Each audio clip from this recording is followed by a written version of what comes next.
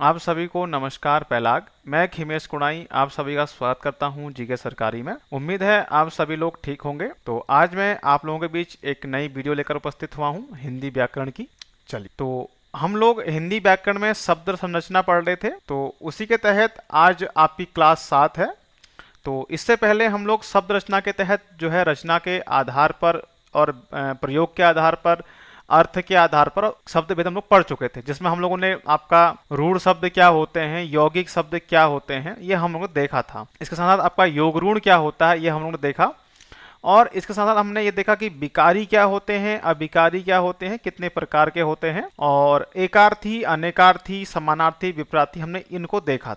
तो रूढ़ शब्द क्या होते हैं? वे शब्द जिनकी स्वतंत्र उत्पत्ति होती है, जिनमें किसी का योगदान नहीं होता है, यानी कि जिनको तोड़ने पर कोई भी अर्थ ना निकले, उनको रूढ़ शब्द कहा जाता है। यौगिक यानी कि किसी के योग यानी मेल से बने हुए होते हैं, दो शब्दों के योग से तोड़ने पर दोनों शब्दों का अलग अलग अर्थ निकलता है। जबकि योग रूढ़ में क्या होता है कि बनेंगे ये भी योग से, दोनों का अर्थ भी अलग अलग होगा, लेकिन किसी तीसरे की ओर ये इशारा करते हैं। यानी कि बहुव्रीहि समास के जितने भी उदाहरण होंगे आपको यही देखने को मिलते हैं। कहाँ? योग रूढ़ शब्दों में। यौगिक शब्दों में आपको यहाँ पर आपका संधि के जो शब्द होते हैं या फिर उपसर्ग प्रत्यय के जो शब्द होंगे यही आपको देखने को मिलेंगे। कहां पर? यौगिक शब्दों में। इसके साथ हमने विकारी, अविकारी पढ़ा। तो विकारी क्या होते हैं कि जिनमें लिंग, वचन, कारक, काल आदि के आधार पर परिवर्तन हो जाता है, उनको विकारी यानी कि विकार उत्पन्न हो जाएगा। अविकारी जिनमें लिंग, वचन, कारक, काल आदि के आधार पर विकार उत्पन्न न हो, उनको अविकारी कहा जाता है। तो विकारी 4 प्रकार के बताए थे मैंने आपको। तो इसमें आपका संज्ञा, सर्वनाम, क्रिया और विशेषण। तो क्रिया विशेषण आप एक साथ मत पढ़िएगा, यहाँ पर क्रिया और विशेषण। जबकि अविकारी में आपका क्रिया विशेषण था, आपका संबंध बोधक हो गया, समुच्चय बोधक और विस्मयादि बोधक। तो ये 4 मैंने प्रकार आपको पढ़ाए थे। इसके साथ साथ ये बताया था कि एकार्थी जिनका एक ही अर्थ हो, एकार्थी में आपको जितने भी व्यक्तिवाचक संज्ञा के शब्द होते हैं वो एकार्थी में होते हैं। अनेकार्थी जिनके अनेक अर्थ, समानार्थी जो जिनके समान अर्थ होते हैं, और विपरीतार्थी जहां पर विपरीत अर्थ होते हैं। तो इससे पहले हम लोगों ने भाषा, लिपि, व्याकरण हम लोग पढ़ चुके हैं, संधि हम लोगों ने पढ़ ली है। तो आप लोग पुरानी जो प्लेलिस्ट है उसको आप जाकर देख सकते हैं। तो आज का जो हमारा इसमें विषय रहेगा उत्पत्ति के आधार पर शब्द भेद। तो उत्पत्ति के आधार पर शब्दों के 5 प्रकार होते हैं। एक आपका तत्सम, तद्भव, देशज, विदेशज और संकर शब्द। तो ये 5 प्रकार के आपके शब्द होते हैं उत्पत्ति के आधार पर। तो आज हम यहां पर देखेंगे तत्सम और तद्भव को। तो बहुत लोगों की शिकायत रहती है कि तत्सम तद्भव हमको समझ में नहीं आते हैं, पेपर पढ़ के जाते हैं लेकिन पेपर में नहीं हो पाते हैं। तो आज हम कोशिश करेंगे कि किस तरीके से हमने उनको समझना है, किस तरह के शब्द, यानी कि शब्द देख के आपको समझ में आ जाए कि ये तत्सम है, तद्भव है, और कुछ जो नियम है उसको पहचानने के वो मैं आपको बताऊंगा। तो इतना तो मैं आपको गारंटी दे रहा हूं कि आपको आने वाले पेपरों के लिए आप नहीं भूल सकते, जिस तरह से आपको बताऊंगा कि किस तरीके से हमने उन शब्दों को समझना है, कि हमें रटना नहीं है कुछ भी, कि किस तरीके से शब्द होते हैं। तो तत्सम शब्द कौन से होते हैं कि वे शब्द जो संस्कृत के हूबहू हम हिंदी में प्रयोग कर रहे हैं वो तत्सम कहलाते हैं। तद्भव संस्कृत का बदला हुआ रूप यानी परिवर्तित रूप तद्भव कहलाता है। तो बाद में हम लोग अगली वीडियो में देशज विदेशज को ट्रिक के माध्यम से जानेंगे, क्योंकि यहाँ पर इतना शब्द भंडार है कि हम उनको याद नहीं कर सकते, लेकिन एक कहानी के माध्यम से, ट्रिक के माध्यम से हम देशज विदेशज को जानेंगे, और बाद में संकर शब्द उसी में हम लोग देख लेंगे। तो आज का जो टॉपिक रहेगा संकर, तत्सम, तद्भव। तो इसी के साथ आप लोगों के लिए खुशखबरी है कि हम लोग जो आबकारी प्रवर्तन सिपाही है उसके लिए एक 20 प्रैक्टिस सेट लेके आपके बीच आ रहे हैं। जो भी आबकारी की और प्रवर्तन सिपाही की तैयारी कर रहे हैं आप लोग, तो उसके लिए एक 20 जो हम लोग प्रैक्टिस सेट लेके आ रहे हैं। तो बिल्कुल ये ई बुक की तरह होगी आपकी, और बिल्कुल फ्री है, कोई भी चार्ज नहीं है इसका। तो आपको बता दिया जाएगा बहुत जल्द। तो इन 20 प्रैक्टिस सेट के माध्यम से आप अपना आकलन कर सकते हैं कि कैसी तैयारी आप लोगों की चल रही है। चलिए, तो आज का हमारा विषय है तत्सम तद्भव। तो उत्पत्ति के आधार पर शब्द के 5 प्रकार होते हैं, मैंने आपको बता दिया है। एक आपका तत्सम हो गया, दूसरा आपका तद्भव, तीसरा आपका देशज यानी कि देसी शब्द, चौथा हो गया विदेशज यानी कि विदेशी भाषाओं से आए हुए शब्द, चौथा संकर शब्द यानी कि 2 भाषाओं के मेल से बने हुए शब्द संकर शब्द कहलाते हैं। अब तत्सम क्या होते हैं? संस्कृत के वे शब्द जो हूबहू हिंदी में प्रयोग हो रहे हैं, क्या कहलाते हैं? तत्सम शब्द कहलाते हैं। तत्सम शब्द 2 शब्दों से मिलकर बना है, तत् धन सम। तत् धन सम से मिलकर बना है आपका तत्सम शब्द, जिसका अर्थ होता है ज्यों का त्यों, ज्यों का त्यों। यानी कि बिना परिवर्तन के हम उनको हिंदी में प्रयोग कर रहे हैं, वो क्या कहते हैं तत्सम, यानी कि संस्कृत के शब्दों को हम हिंदी में प्रयोग कर रहे हैं बिना किसी परिवर्तन के, इनमें ध्वनि परिवर्तन नहीं होता है। चलिए आगे देखते हैं तद्भव को। अब तद्भव क्या होते हैं आपके, तो तद्भव क्या होते हैं, संस्कृत का बदला हुआ रूप। संस्कृत में बदलाव करने पर जो शब्द बनते हैं उन्हें तद्भव कहते हैं, यानी संस्कृत का परिवर्तित रूप। संस्कृत का परिवर्तित रूप क्या कहलाता है, तद्भव कहलाता है। तो इतना तो आपको समझ में आएगा कि परिभाषा के माध्यम से तत्सम क्या होता है, तद्भव क्या होता है। अब इनको जानेंगे, कुछ जो एक समझ हमारी होनी चाहिए कि शब्दों को देखकर हम समझें कि हाँ ये तत्सम है, तद्भव है, कि बार बार हम चीजों को रटे नहीं कि अक्षी तत्सम और आंख तद्भव है तो हम इस चीज को रटे फिर रहे हैं, तो वो हमने नहीं करना है। कुछ नियमों के माध्यम से, कुछ ट्रिक के माध्यम से समझेंगे कि हम आगे चलकर उन चीजों गलतियां ना करें। चलिए देखते हैं। तो तत्सम और तद्भव शब्दों को पहचानने के नियम। तो चंद्र बिंदु जिसे हम क्या कहते हैं, अर्ध अनुस्वार, क्या कहते हैं, अर्ध अनुस्वार कहते हैं, और इसका प्रयोग कहां होगा, हमको तद्भव शब्दों में देखने को मिलेगा। तो कहां देखने को मिलेगा, तद्भव शब्दों में। तो जो ये नियम है ये आपका 99% आपका काम करेगा, 1% क्या होगा, अपवाद आपको देखने को मिलेगा यहाँ शब्दों में। तो 99 तो बिल्कुल श्योर हैं आप, श्योर होगा कि हाँ कि जो मैं बता रहा हूं वही होगा, लेकिन 1% यहाँ पर अपवाद भी रहेगा, ये भी आपको ध्यान रखना है। तो उन अपवादों को भी हम लोग उदाहरण के माध्यम से देखते हुए चलेंगे। तो जो चंद्र बिंदु जिसे हम अर्ध अनुस्वार कहते हैं, तो इसका प्रयोग कहाँ होता है, तद्भव शब्दों में। जबकि विसर्ग, ये क्या होता है आपका, विसर्ग होता है। दूसरा आपका एक होता है आपका अनुस्वार, क्या होता है, अनुस्वार। दोनों को हम क्या बोलते हैं, अयोगवाह, क्या कहते हैं, अयोगवाह के नाम से हम लोग जानते हैं।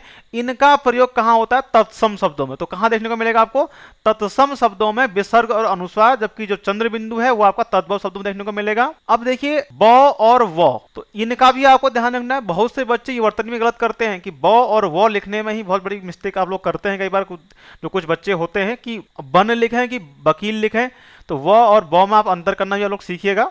जो लोग इस तरह की गलतियां करते हैं उससे बचिए आप लोग। तो ब जो है अधिकतर आपको तद्भव शब्दों में देखने को मिलेगा, लेकिन कहीं न कहीं आपको इसका प्रयोग तत्सम शब्दों में एक आध बार देखने को मिल जाएगा, लेकिन 99% आपका तद्भव शब्दों में इसका प्रयोग होता है।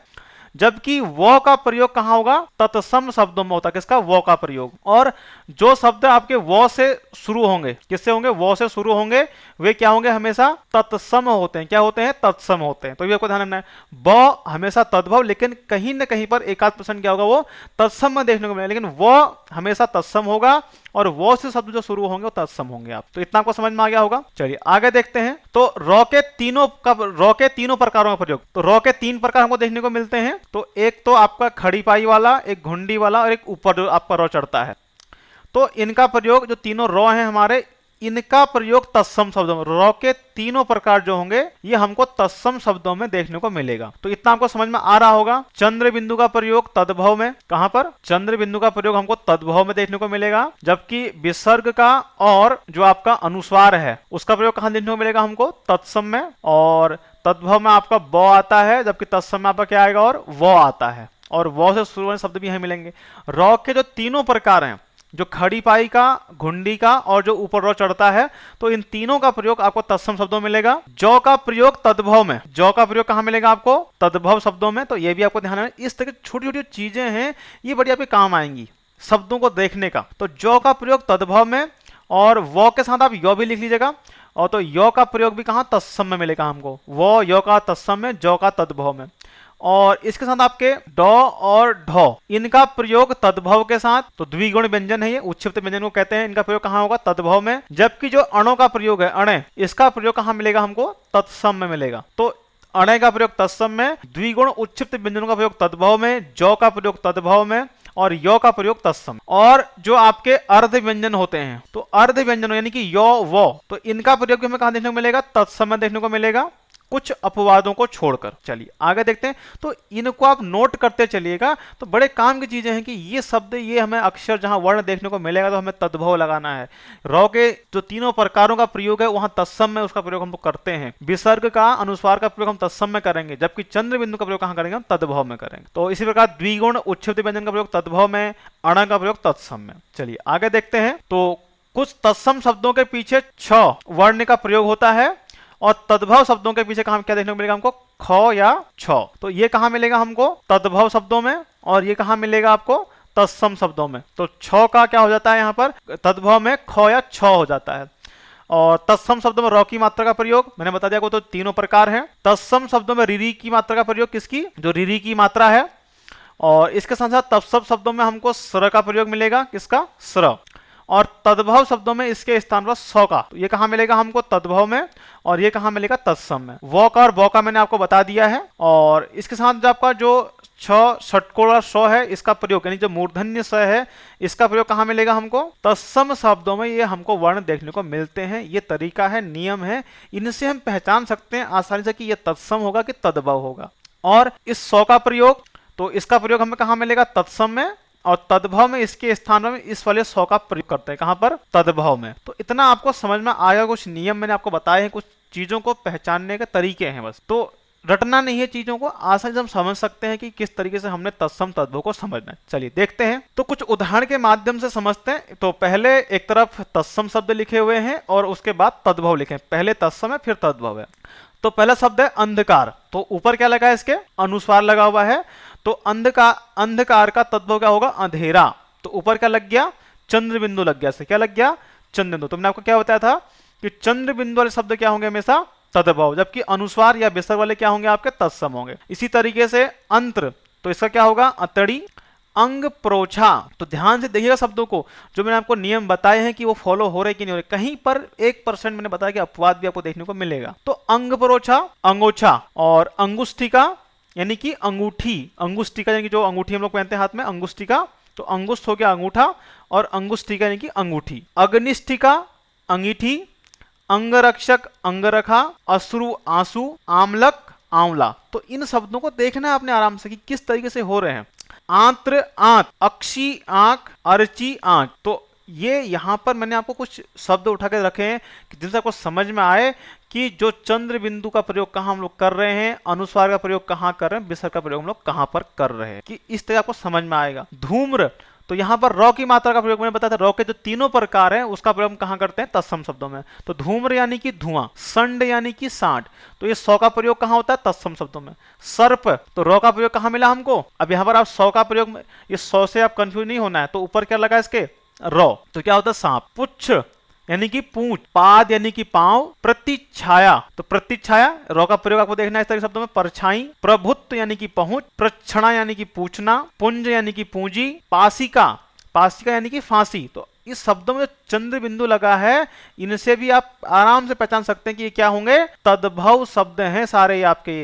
बंध्या यानी कि बांझ। बिंदु, बूंद। इसी तरह से आशा, आस। आश्रय, आसरा। यवनिका, यवनिका यानी कि अजवाइन। वृश्चिक, रौ का प्रयोग क्या होगा इसका, बिच्छू। वो और ब तद्भव में, वृश्चिक का बिच्छू। लेकिन अपवाद हम देखने को मिलेगा पहला, बदरी। तो मैंने बताया था कि 1% अपवाद रहेगा। तो बदरी क्या बोलते हैं इसको, बेर। तो बदरी, बेर। तो कहीं कहीं आपको ये बदरी आपको इस तरह से लिखा मिल जाएगा, ये। तो बदरी का मतलब बेर। विरूप यानी बुरा, जो विरूप है। वर्कर, बरकर यानी कि बकरा। बधिर, बधिर किसे कहते हैं, बहरे को। तो इस तरह से ब आपका भी आपको ध्यान रखना है। वानर, तो इस तरह के जो शब्द हैं इनको भी आपने नोट करना है, कभी कभी हम इन्हीं शब्दों में कंफ्यूज हो जाते हैं। वानर, बंदर। वणिक, बनिया। वत्स, वत्स बच्चों को भी कहा जाता है और बछड़े को भी कहा जाता है। तो ये आपको पेपर में ऑप्शन देख के करना पड़ेगा कि जो भी आपको ऑप्शन में मिलेगा वही आपको टिक करना है। वत्स यानी कि बच्चा, बछड़ा। वर यात्रा यानी कि बारात, तो बारात सही होता है, इसको आप वर्तनी भी देख लीजिएगा, ना कि बारात। बारात शब्द गलत है और बारात सही है। चलिए अगला देखते हैं। तो अंगण यानी कि आंगन। अंगुली यानी कि उंगली। अंगुली, उंगली। आपाक, आवा। ऊष्ट, ऊंट। उच्च, ऊंचा। अंकुर, अखुआ यानी जो अंकुरता है। कूप, कुआं। कांच, काच, कांच। तो अंतर है, इस आपको सब बोलने में अंतर करना पड़ेगा, काच, कांच। बाहु, बाह। तो ये कुछ शब्द हैं, इनको नोट करते चलेंगे आप लोग, क्योंकि इस तरह के शब्द कंफ्यूज करते हैं कि बाहु शब्द है कि मैं तो आपको क्या बताया था कि तद्भव होता है, लेकिन 1% अपवाद आपको बता रखा है मैंने। इस तरह के शब्दों को नोट भी आपने करना है। वक्र यानी कि बांका। वंश, बांस। वाम यानी कि बायां। बंटन, बांटना। भ्रमर, भंवरा। समश्रु, मूछ। मुख, मुंह। वधु, बहु। वचन, वाणी या वैन। वचन वाणी का मतलब वैन। भागिनी, वहिन। बलिवर्द, या वृषभ का मतलब क्या होता है? बैल। वर्धिकी बढ़ई, विभीतिक बहेड़ा, बिल्व बेल, वल्लभ बालम। तो इस तरह के शब्दों को आप नोट करते चलेंगे। तो कुछ शब्द में जो आपके लाया हूं ढूंढ कर किताब में से कि पूरा नहीं है, कुछ शब्दों को जो इंपॉर्टेंट है, परीक्षा की दृष्टि से महत्वपूर्ण ये शब्द हैं, आप ये भी ध्यान रखना। तो परीक्षा उपयोगी शब्द हैं आपके ये, तो इनको नोट करते चलेंगे इस बीच आपको।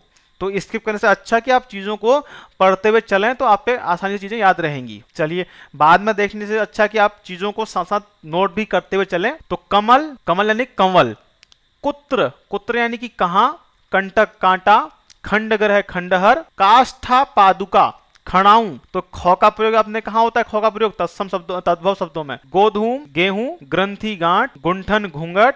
तो गुंठन शब्द इंपॉर्टेंट है। कांस्य कांसा, मातृ मां, अत्र यहां, महार्ग, महार्ग महंगा, मुद्ग मूंग, मार्गण मांगना, सुंड सूंड, श्यामल सांवला, श्वास सांस। ये आपके चंदन लगे शब्द मिल रहे हैं आपको। तो इनसे आप क्या कह सकते हैं कि ये तद्भव हैं।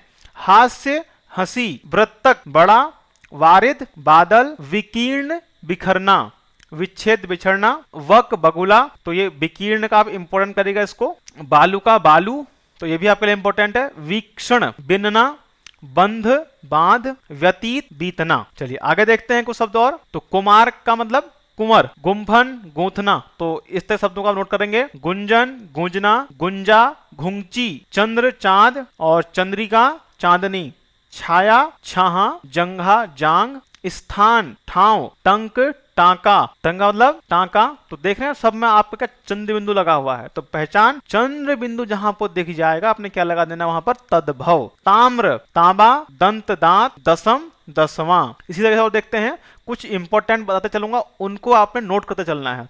अक्षोट अखरोट, अक्षवाट अखाड़ा, आषाढ़ अषाढ़, अंश। तो अंश अंश में क्या है? 100 का अंतर है, तो ये भी आपको ध्यान रखना है। अक्षर, तो ये छ के स्थान पर ख या छ आता है, तो अक्षर अक्षत, अशीति अस्सी, आश्चर्य अचरज, अकार्य अकाज, आशीष अशीष, आकाश आकाश, अमावस्या अमावस, अज्ञान अनजान, अघ यानी कि आज। पितृ स्वसा बुआ, इसी तरीके से आता है मातृ स्वसा, मातृ स्वसा यानी कि मौसी, पितृ स्वसा बुआ। वामन बौना, बिकट यानी कि बीहड़, वृत्तिक बूटी, वाटिका यानी बाड़ी, वेत्र यानी कि बेंत। तो इसको इंपॉर्टेंट करेगा लोग, वेत्र बेंत। वार्ताक बैगन, अग्रवर्ती अगाड़ी, अनार्य अनाड़ी, हस्तिनी हथनी, जबकि हस्ती हाथी, हरित हरा, हरिद्रा हल्दी। तो जितने मैंने डबल टिक किए हैं ये इंपॉर्टेंट है परीक्षा की दृष्टि से, इनको आप नोट करते हुए चलेंगे। और मैंने कोशिश करी है कि मैं उन्हीं शब्दों को लेके आऊं जो पेपर की दृष्टि से इंपॉर्टेंट हैं। चलिए आगे देखते हैं। तो हस्ती का मतलब हड्डी, हीरक हीरा, हास्य हंसी, उल्लास हुलास, होलिका होली, द्वेषण यानी हिनहिनाना, लघुक हल्का, अधः स्थिति हेठी, अणि अनि, अलवण अलोना, आभूषण आभूषण, हरिण हिरण हरिण यानी हिरण, हिंगू हींग, हारी हार, हस्त हाथी, जटा जड़, यमुना जमुना, यजमान जिजमान, यौवन जोबन, यश जस, ज्ञान जानना, ज्योति ज्योत, योद्धा जोधा, जागरण जागना, जमाता या जमार्त जमाई, याद्रस जैसा, जृंभिका जमहाई, ज्वलन जलना, यज्ञोपवीत जनेऊ, युक्त जोड़ा। इस तरह तिक्त है, तिक्त मतलब तीता, अट्टालिका अटारी, अमूल्य अमोल, स्थिर अटल, अहिफेन अफीम, अहिफेन अफीम, एकल अकेला, अंध अंधा, अपाद हस्त अपाहिज, अनुत्थ अनूठा, अम्ब अम्मा, अगम्य अगम, अग्नि, इसको यहाँ पर टाइपिंग मिस्टेक हो गई, इसको सॉरी कर लीजिएगा, अग्नि आग, आदेश आयसु, आत्मा आप, अन्न अनाज। तो इस तरह के शब्द हैं जो इंपॉर्टेंट हैं, जो कंफ्यूज करते हैं 12 पेपरों में भी, आप ध्यान रखिएगा। तो ये कंफ्यूज वाले शब्द हैं बहुत ज्यादा इसमें। चलिए और देखते हैं कुछ। आद्रक अदरक, तो इसमें आद्रक में आपका नीचे रो लगा हुआ है इसमें इस तरीके से, आद्रक। अमृत अमीय, अर्क अरक, अर्धपूरक अधूरा, आम्रचूर्ण अमचूर, अग्रणी अगुआ, आचार्य अचारज, अर्पण अर्पण, आम्र आम, आलस्य आलस, अधीन आधीन, अग्र आगे, अर्ध आधा, अयोध्या अवध, तो इसको लिखेगा, ये अवधा हो गया है इसको। अयोध्या का मतलब संस्कृत तद्भव अवध। जीरक जीरा, युक्ति जुक्ति, द्यूत जुआ, जो पांडवों ने कहा था द्यूत क्रीड़ा, द्यूत यानी कि जुआ। अध्युक झुकना, जुष्ट झूठा, निर्झर झरना, ध्वज झंडा, टंकसाला टकसाल, तिलक टीका, स्तब्ध ठंडा यानी स्तब्ध रहेगा ठंडा, डाकिनी डायन, धृष्ट ढीठ, दंड डंडा, त्रुटयते टूटना, आखेट अहेर, अलग्न अलग, अमोघ अचूक, अमलिका इमली, इक्षु ईक, स्टिका ईंट, ईर्ष्या ईसा, आदित्यवार इतवार, एला इलायची, उलूक हो गया आपका उल्लू, उत्खात उखाड़ना, उपालंभ उलाहना, उद्धालन उबालना, ऊर्ध्वतन उबटन। चलिए आगे देखते हैं कुछ शब्द और। अतसी अलसी, अश्वगंध असगंध, आलोचन अवलोचना, अर्घ अर्घा, छत्र छत, छिद्र छेद, छत्र छाता, सकल छिलका, जिह्वा जीभ, यव जौ, जम्बू या जम्बुल जामुन, युवा जवान, योगी जोगी। दृष्टि ढीठ या दीठ, डीठ या दीठ, शिथिल ढीला, तरवारी तलवार, तिथिवार त्योहार, तड़ाग तालाब, तीक्ष्ण तीखा, ताम्र तांबा, तृण तिनका, त्रोटन तोड़ना, त्रिकोण तिकोना, तपस्वी तपसी, तीर्थ तीरथ, त्वरित तुरंत, उज्ज्वल उजाला, उत्साह उत्साह, उद्घाटन उघाड़ना, उद्गलन उगलना, उद्गत उगना, उपवास उपास, उत्थान उठान, उपयुक्त उपरोक्त, उच्छ्वास उसास, उत्साह उत्साह, ऊर्ण ऊन, उपाध्याय ओझा, उलूखन ओखली। तो इस तरह कुछ शब्द हैं। तो इसी तरीके से आप इनको पीडीएफ के माध्यम से ले सकते हैं, तो आपको ग्रुप में पीडीएफ डाल दी जाएगी वहां पर आपको। तो उपल ओला, अवश्याय ओस, अवश्याय ओस, अवगुण अवगुण, उपवेष्टन ओढ़ना, ओष्ट ओंठ, अवमूर्ध औंधा, उत्पातन औंटना, कर्पूर कपूर, करपट कपड़ा, क्रीडा क्रीडा क्रीड़ा, जे बिंदा आ गया आपका, कर्ण कान, कैवर्त केवट, कर्तव्य करतार, कर्तरी कैंची, कर्म काम, कीर्ति कीरति, कज्जल काजल, कृषक किसान, और एक कृषक मतलब किसान, ठीक है, दो बार लिखा गया है, कोई बात नहीं। केसरी केहरी, कोण कोना, काष्ठग्रह कठहरा, कपित्थ कैथा, कार्य काज, कृत्य ग्रह कछरी, कपर्दिका कौड़ी, किरण किरण, कथानिका कहानी, स्कंथवार कहार, कपर्दी कपड्डी, कपर्दी कबड्डी, कंडूर करेला, कातर कायर, गर्त गड्ढा, गृंजन गाजर, गायक गवैया, ग्रहण गहन, गैरिक गेरुआ, गलगति गिरगिट, गणेश गणेश, ग्रीष्म गर्मी, गोपाल ग्वाल, गुण गुण, गोत्र गोत, गणना गिनना, घात यानी कि घाव, घटिका घड़ी, घट घड़ा और घृणा घिन। तो इस तरह के शब्द अभी और भी हैं जो जिनको आप पीडीएफ के माध्यम से हमसे ले सकते हैं। और बाकी मैंने आपको बता दिया है कि जो 20 प्रैक्टिस सेट के हम लोग ई बुक लेके आ रहे हैं, तो उनके माध्यम से आप लोग हमसे जुड़िएगा। तो बिल्कुल ये फ्री रहेंगे प्रैक्टिस सेट, कोई चार्जेस नहीं है इनका। तो इनका जो चार्जेस बिल्कुल 0 है आपका। तो एक ई बुक के माध्यम से आपको मिल जाएंगी हमारे पास। और साथ ही साथ लेटेस्ट अपडेट पाने के लिए आप लोग हमारे जीके सरकारी के फेसबुक पेज से जुड़ सकते हैं, और इसकी पीडीएफ के लिए आप लोग टेलीग्राम चैनल को ज्वाइन कर लीजिए। साथ ही साथ व्हाट्सएप ग्रुप से भी आप लोग जुड़ जाइएगा, वहीं पर आपको इस ई बुक की जानकारी मिल जाएगी और इसकी पीडीएफ भी आपको वहां मिल जाएगी। और इसके साथ साथ डेली हम लोग रील्स और शॉर्ट्स के माध्यम से इंस्टाग्राम पर क्विज कराते हैं, तो आप लोग वहां पर इंस्टाग्राम को लोग फॉलो कीजिएगा, और इसके साथ साथ ट्विटर को आप लोग फॉलो कर सकते हैं हमारे। तो बाकी वीडियो को अधिक से अधिक लोगों तक शेयर कीजिएगा। तो 20 प्रैक्टिस सेट की आपको पूरी ई बुक मिल जाएगी, जो यूके एसएससी का जो इस समय का पैटर्न चल रहा है उस हिसाब से आपको इसमें पूरे सेट देखने को मिल जाएंगे। कहीं पर आपको क्वेश्चन में स्टेटमेंट और जो कथन है, और कुछ जो आपको कुमाऊनी गढ़वाली जो मुहावरे लोकोक्तियां हैं वो देखने को मिल जाएंगी, कुछ जो कल्चरल शब्द हैं वो देखने को मिलेंगे पेपर के अंदर। तो जो जिस प्रकार का पैटर्न अभी यूकेएसएससी ने अपनाया हुआ है उसी हिसाब से ये पूरा आपका पैटर्न है जो आपके आबकारी प्रवर्तन सेवा की तैयारी कर रहे हैं उनके लिए इंपॉर्टेंट रहने वाला है। तो चलिए आज के लिए इतना ही काफी है, धन्यवाद।